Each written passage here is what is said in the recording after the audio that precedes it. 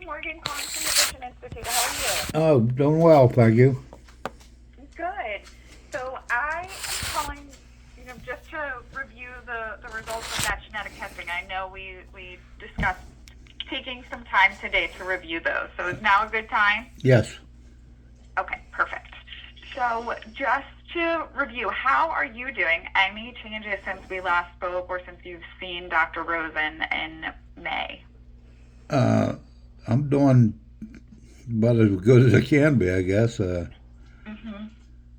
My eyesight, of course, is still pretty bad, but But otherwise, no kind of major changes that you've noticed. no, not really. Okay. All right. Well, that's good to know, certainly.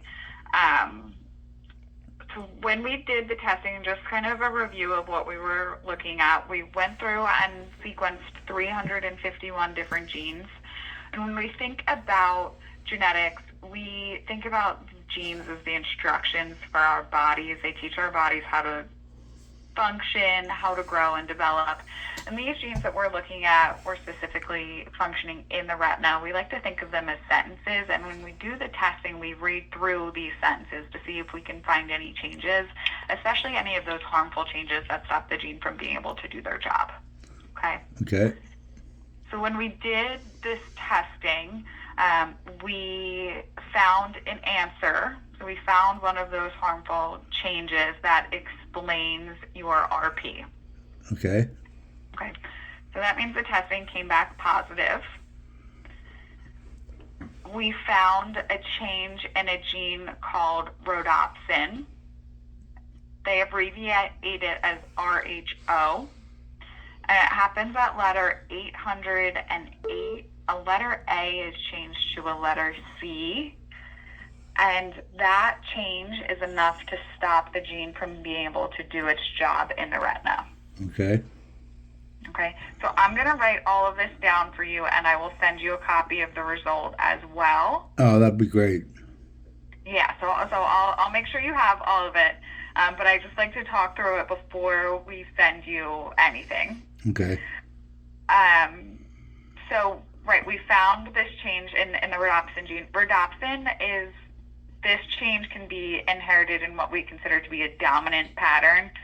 So we talked about inheritance patterns before when we were doing the pre-test appointment. So just to review the dominant inheritance, we have two copies of most genes.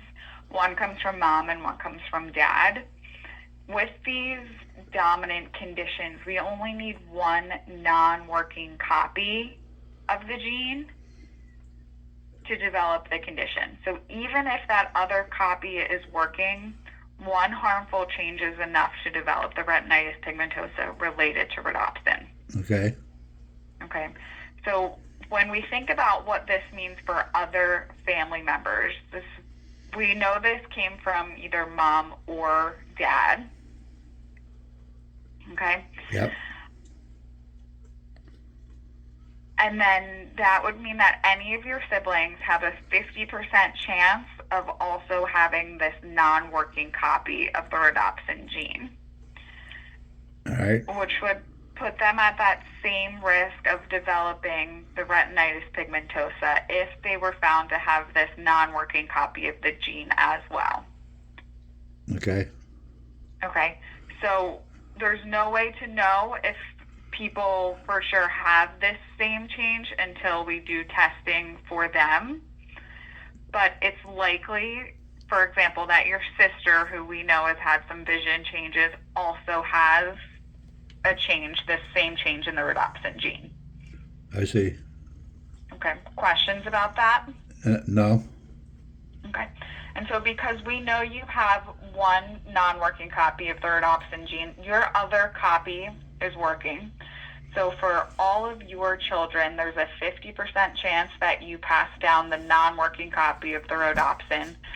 There's a 50% chance that you pass down the working copy. So for all of your kids, we're happy to see them and do testing for them to just evaluate their risk if you think it's something that they would be interested in. Okay. Okay. questions about that? No, this is Casey. So I am his son's girlfriend, and so what do you think about further down the line for the grandchildren? Would it be 50 again, right? So it'll depend on um, parents, right? So it would depend kind of on your generation. If we identify that, for example, Garner, your son is a carrier, he has this change, then there's a 50% chance, again, for each of the grandchildren. But if we test him first and he's negative, meaning he doesn't have this change, then there's no risk for the grandchildren. Right. Okay. So it depends kind of on the individual before we can look at the risk for their children. Right. So he has been to a local eye doctor and they have said that most likely he does have it. The son has it. So then we would want to get him tested as well. Yeah, exactly. Okay. And when we think about this change and testing family members, now that we've identified it, we kind of look at it as almost like an address. So we know exactly what we're targeting in other family members. Right. We don't have to do this same 350 gene panel. We just look for this one change in the rhodopsin gene. Yeah, which was what, 800 and something? Yep, it's 808 A to 808. C.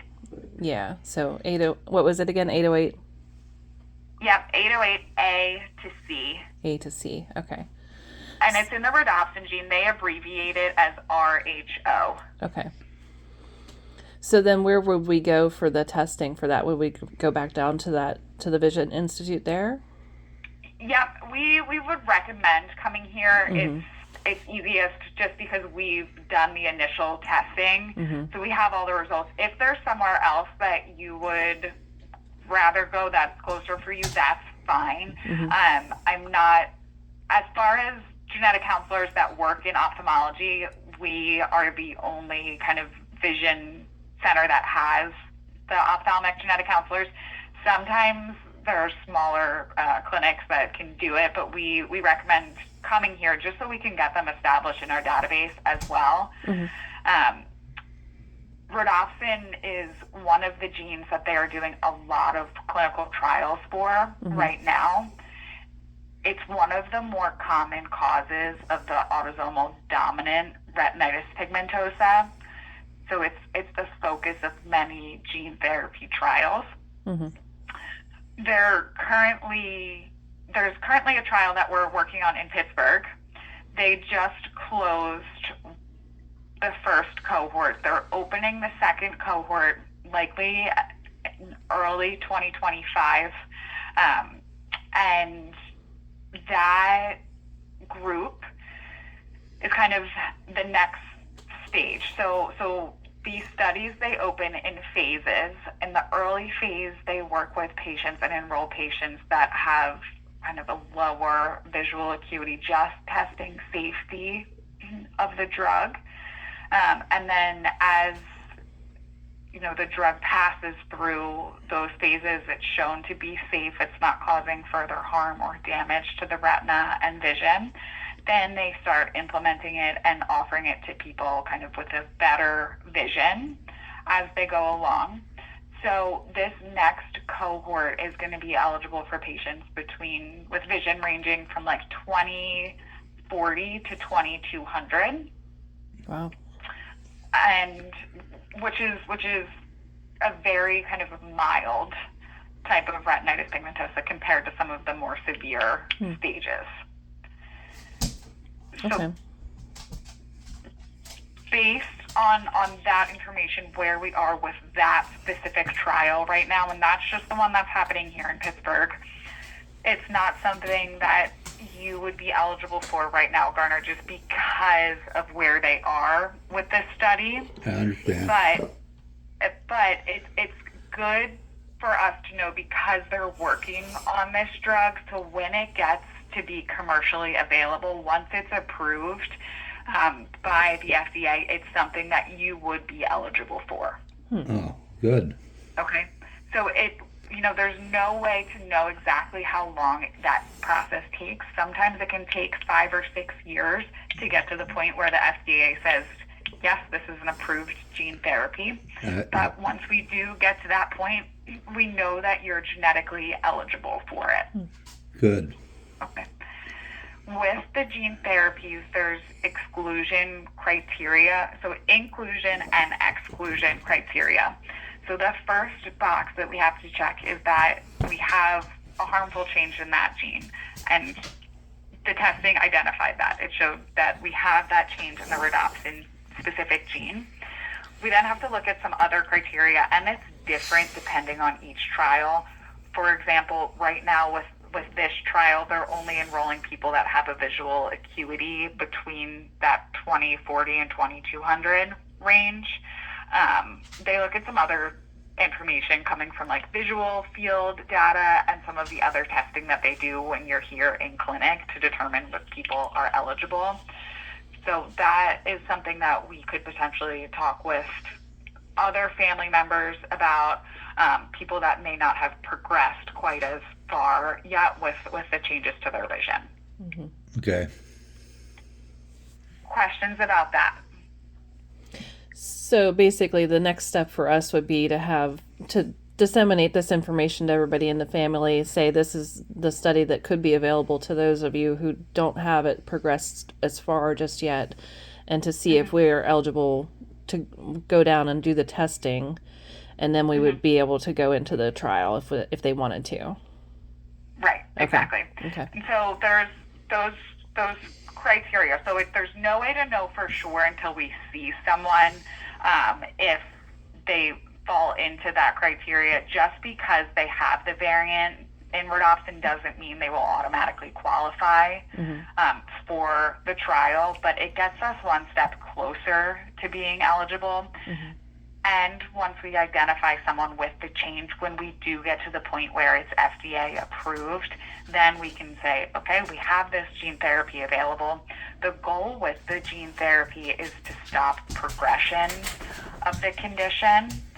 It's not to bring back any kind of the vision that's lost. In some cases, people can get a little bit back, but the primary goal is just to stop progression of the vision loss. Gotcha. Okay. Okay. So then if, say that his son wants to go down and do the testing, and now this one with Garner, since he had to do the full range of DNA locations, now we have a specified address. How long do those tests usually take to get results from? Great question. So we are going through a little bit of a switch up in labs right now. The lab that we did Garner's testing through actually just moved to Finland. So we're working on a new contract with the lab, but we are looking at around 4 weeks is kind of what we're looking at right now for the turnaround time. Okay. So then we have to do the full exam first. So when we have anyone that might be at risk of one of these dominant conditions, a family member, we have to do the full exam and do all of our baseline testing here, just so that when we get results back, everything's already in the database. We can kind of interpret it all together as the big picture. Right. Do everything up front in preparation for exactly. it. Okay. Exactly. Okay, makes sense. So while Garner's testing was covered through the Foundation Fighting Blindness, it only applies for one family member. So for anyone else's testing, we typically have to go through insurance. I am working with the lab to see if we can get family members covered, but there's no guarantee yet. So it's most likely that we have to go through the insurance billing for anyone else in the family. But again, we're just targeting that one specific variant. We're not looking at everything. So typically it is a little bit more affordable than some of the bigger testing. Okay.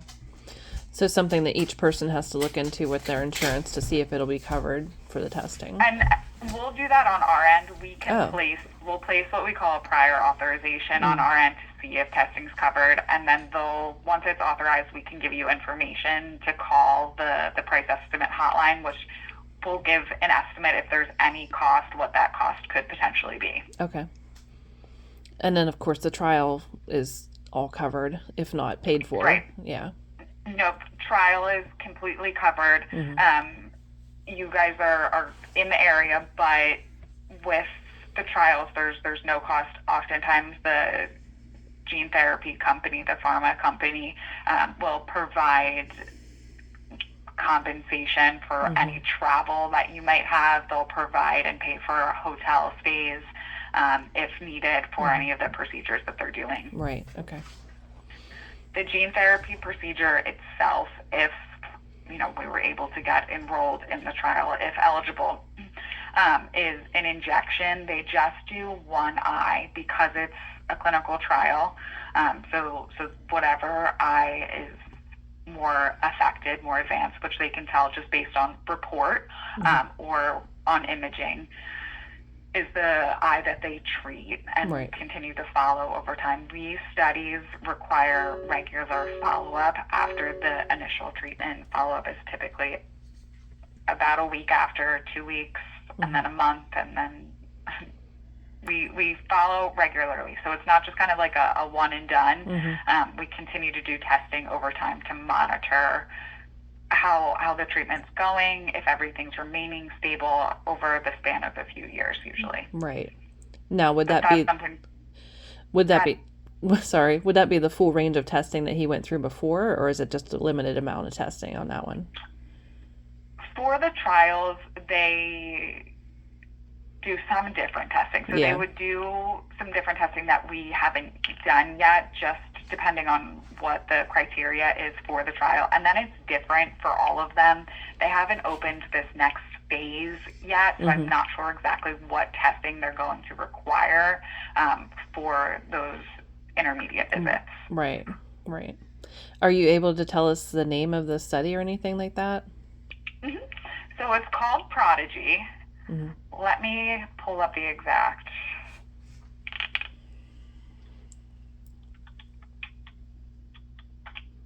And what company that's sponsoring it? Yeah. Hold on, let me get it up.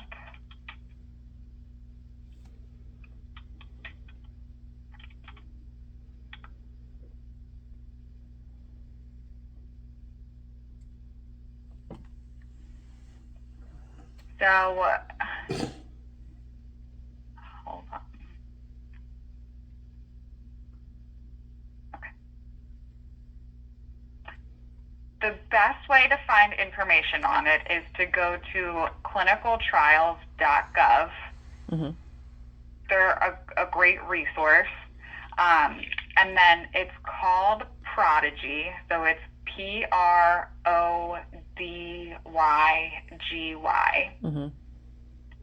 And it stands for Promising Rod Cone Dystrophy Gene Therapy. So it's kind of an acronym there. Right. It's the sponsor of the company is called Sparing Vision. So they are the ones that have developed the drug. It's for patients that have changes in the rhodopsin gene or genes called PDE6A and PDE6B. So patients with variants in any of those three genes are potentially eligible for the therapy. Okay. Okay. All right, perfect. Well, we can all look into that then and get some more information in the meantime and tell everybody about it too. Yeah, so I am happy to talk with anyone about that. We're happy to see anyone here for appointments just to get people in. Let me see. So do you have my phone number? We have 412-642-1938, it looks like. Perfect. Okay. So anyone that's interested in coming in for an appointment, I'm happy to see here. We have to do the full exam for anyone, and then we can do the genetic testing piece as well. Right. I have appointments with Dr. Rosen and Dr. Sahel. They're both our retinal dystrophy specialists. They're both very familiar with the trial as well. Okay. So whenever people are interested in coming in, we're happy to see them. I'm happy to get them scheduled. They can just give me a call and let me know kind of which family, right, they're part of, just so I know and can connect all the dots, make sure that we're ordering all of the right testing for everyone. Okay. Okay, great. As far as the kids go, we typically, grandchildren, how old are the grandchildren? Oh, let me see. My oldest one is like 25 or 6. Mm-hmm. Uh, Down to Kate, 13. yeah, 26 to 13. Okay. So Then I got great grandchildren too. little ones. Yeah, they're like what, So 10 or 11 to 3 or 4. Mm-hmm. okay. So for anyone under the age of 18, we typically don't recommend testing until or unless they start to show symptoms, just because there's in those kids, there's nothing right now that we have available as far as a treatment goes to kind of prevent the development, right? So if they start to show symptoms, then we'll absolutely do testing, or once they're above the age of 18 and they kind of consent to doing the testing themselves, then we're happy to do it. But usually we don't recommend testing in children before or unless they start to show symptoms or past the age of 18. Uh-huh. Okay. Do you know what the typical symptoms, like first symptoms, would be? Yeah, usually in kids we see the first symptom being difficulty seeing in darkness or at night. Oftentimes we'll see or hear parents telling us about kids kind of running into walls or the corner of tables in low light. Mm-hmm. Even before it's dark, but just kind of even as the sun's setting, or in rooms that are more dimly lit, difficulty navigating around. In older kind of individuals, we see people complaining or talking about having a hard time driving at night or being uncomfortable driving at night, is one of the first things that people typically start to mention. After that, people will talk about kind of losing some of their peripheral vision as well, Mm-hmm. Okay. which kind of progresses to more of like a tunnel vision over time. Right. So not necessarily like sending a child to a normal, an annual eye exam and getting kind of, well, you need glasses. That's not necessarily a symptom right off. Mm-mm. Yeah. Okay. Nope. And that's, one of the things. Certainly we can recommend following up with an ophthalmologist just for annual checks, to see how things are going. But just for the purpose of glasses at that time when they're young, we don't recommend doing the testing yet. Okay. Good. Okay. If it gets, and when it gets to the point where this type of therapy is FDA approved, then we would look at testing kids when they're younger, because we have an approved treatment that would be available. Right now, because we're still in the clinical trial phase, it's not something we can offer yet. Mm-hmm. So once we get to the point where it's FDA approved, it's a treatment, then that conversation changes a little bit. But while we're still in clinical trial phase, we're not looking at testing those younger kids. Okay.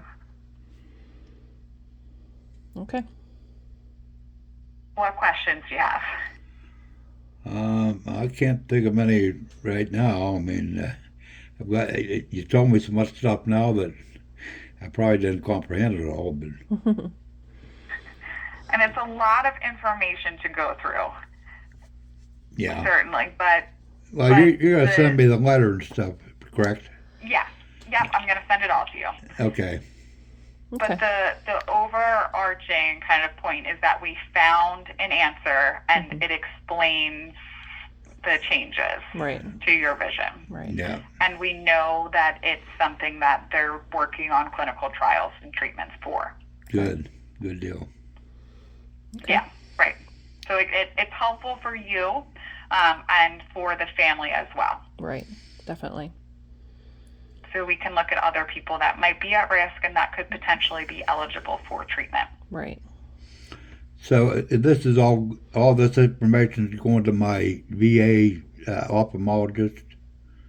Yep, we can share it with them as well, certainly. Yeah, because I think I go back down to see him in November.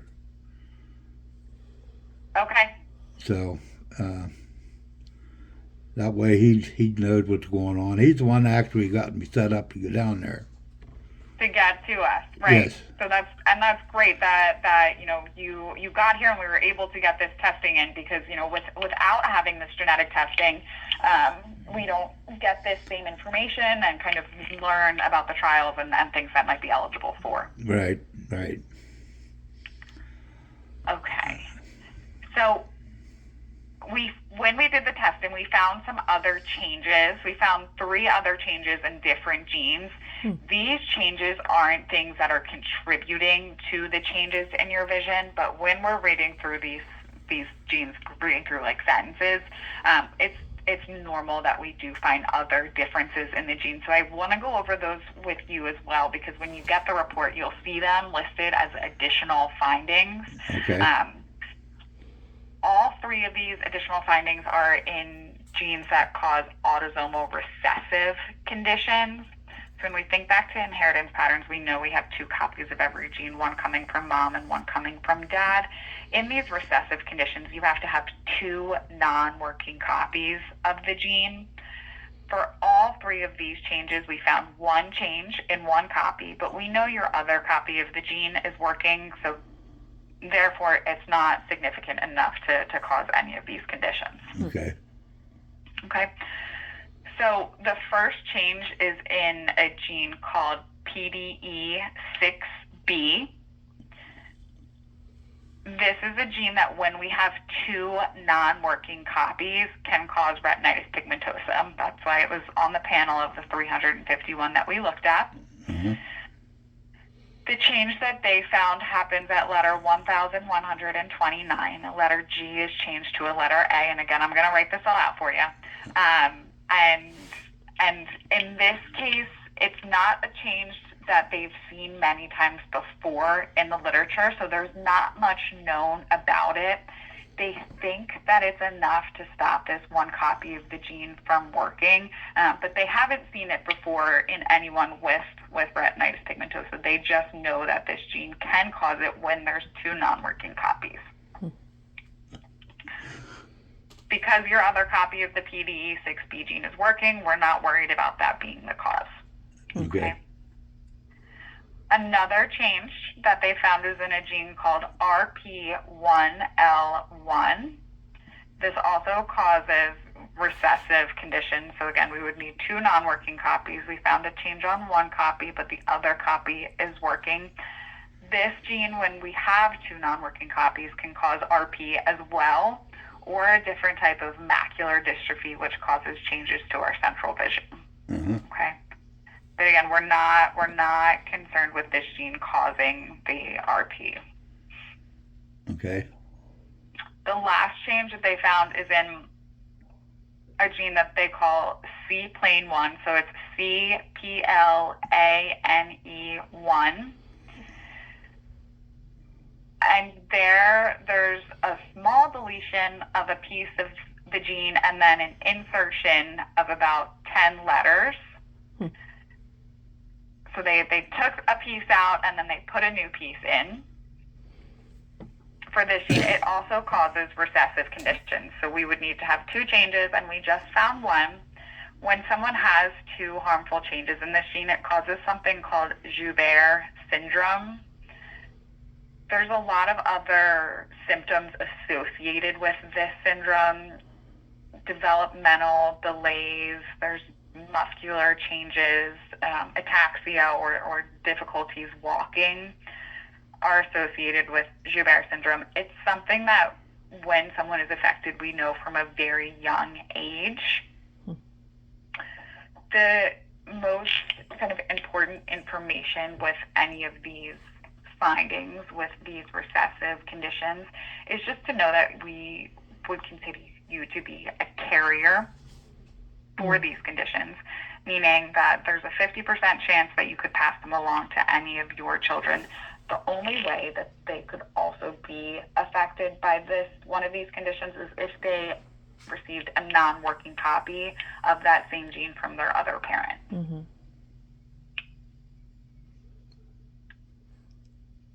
Questions about that? No, I don't believe so. Okay.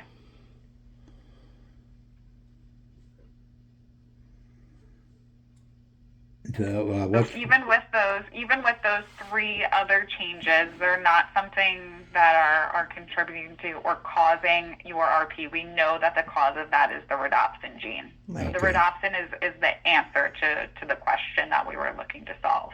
Okay. So now I just continue going to my regular eye doctor and And we recommend following with us over time. So we typically see patients every 2 years, and we'll just do updated testing. And that's just to make sure that we have, updated data and increase with our baseline, so we can see if things are changing for you over time. And that way, when the therapy does become available more widely, then you're still up to date in our database. We can reach out to you, let you know that it's something that we have for you if it's something that you're interested in at that time. Mm-hmm. okay. But we will continue to contact you for those follow-ups. You don't have to worry about calling us, because I know 2 years can be a long time to remember to give us a call. So we take care of that for you. We'll reach out to you directly. Okay. But with that said, we're always happy to see you earlier. If anything changes, if you have any questions, we're always happy to see you. You can just give me a call and I can get an appointment set up. Okay, that'd be fine. Okay.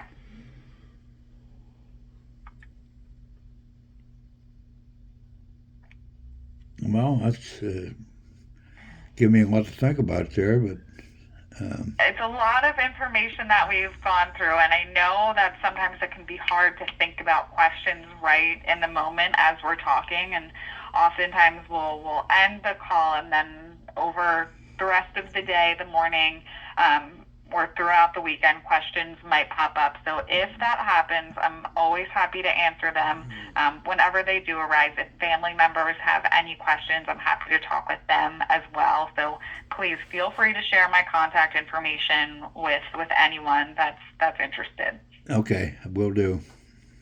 Okay. Will Questions for anyone else? I'm not sure who else is over there. do. No. Just me and Casey. Yeah. No, Okay. I think Casey, it's any questions? nope. I think you've answered everything pretty well, and we'll go ahead and get this information out to the family and let them know so that we can see what everybody else wants to do. But I think we're good for here now. Okay, so there's one thing I need on my end. So Okay. just for HIPAA purposes and sharing medical information, without your consent, Garner, I can't kind of release this or share any of this information with anyone else. So if it's okay with you, and if it's something that you're interested in sharing this information, giving other family members access to the results of the genetic testing, I just need consent from you to do that. Oh, absolutely.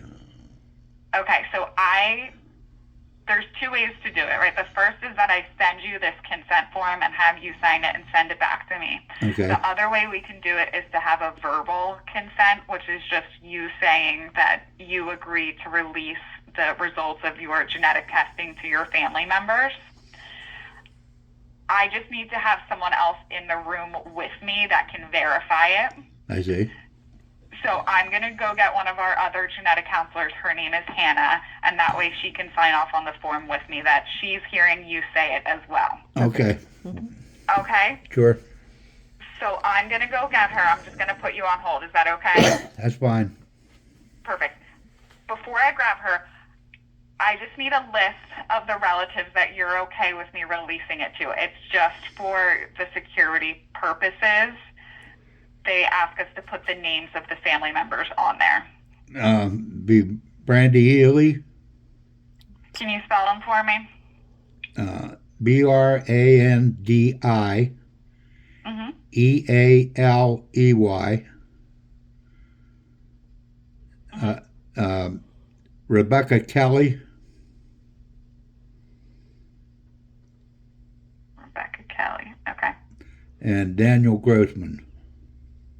And Brenda. And yeah, of course, Brenda Ward. Ward, His my sister. sister. Okay. Can you spell Brandy's last name for me one more time? Ealey. Ealey. Okay. So Brandy, Rebecca Kelly, and then Daniel Grossman. Yes. Okay. All right. We will have it on record now. I'm gonna get Hannah, and then we'll sign that form, and then we'll be good. Okay. Okay. So I'm just gonna place you on a brief hold, and I'll be right back. Okay. I forgot what I was supposed to say now.